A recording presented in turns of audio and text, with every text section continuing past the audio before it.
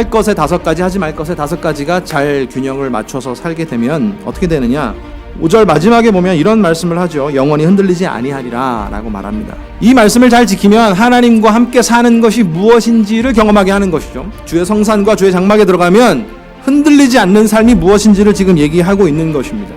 이 말씀은 율법이나 어떤 그런 말씀의 그 십계명처럼 우리 가운데 강제적 집행을 요구하는 게 아니에요. 강제적 법률 조항들이 아니라 이건 삶의 내용들을 지금 이야기하고 있는 거거든요. 해서는 안 될 거는 하고 있고 해야 할 거는 안 하고 있는 이런 모습들의 10가지 중에 우리가 몇 가지가 있느냐. 정말 여기에 자유한 것이 별로 없는 것 같아요.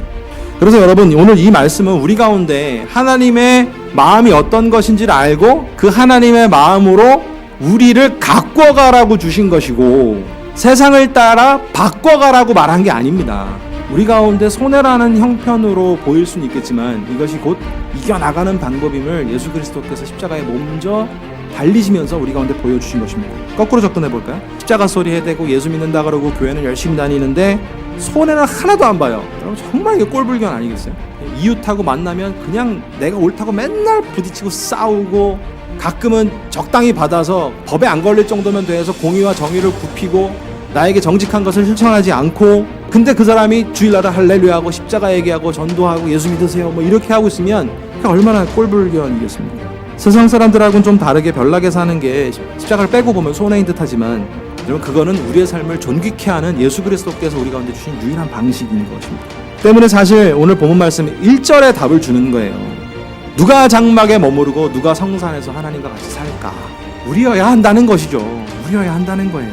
우리에게 강력한 요구들을 말씀하시는 것 같지만 이게 하나님을 누릴 수 있는 방법입니다. 10가지의 도전이라는 게 아니라 이것은 10가지를 통해서 우리를 축복하시겠다는 거예요. 복을 주시겠다는 것을 지금 말하고 있는 겁니다. 세상에 따라서 바꿔가는 믿음이 아니라 하나님을 따라 가꿔가는 믿음이 되실 수 있기를 축복합니다.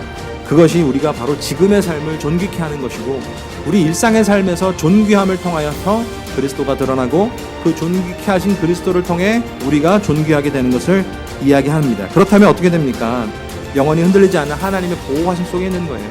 흔들리지 않는다는 게 얼마나 큰 복인 줄 아십니까? 여러분, 자녀 때문에 흔들릴 일이 얼마나 많이 있습니까? 요즘 같은 세상일 때는 흔들릴 일이 얼마나 많이 있습니까? 내 자신의 문제 때문에 얼마나 흔들릴 일이 많이 있습니까? 한 치 앞도 모르는 나의 노후에 대해서 흔들릴 일이 얼마나 많이 있습니까? 예수 그리스도께서 이 땅에 오신 것은 안 흔들리게 하려고 하는 것이 아니라 흔들림 속에서도 주의 품에 붙잡아 주시기 때문입니다. 여러분, 이것이 우리 일상에서 그리스도가 드러나게 되는 일상의 존귀한 일상을 만들어주신 예수 그리스도의 은혜인 줄로 압니다.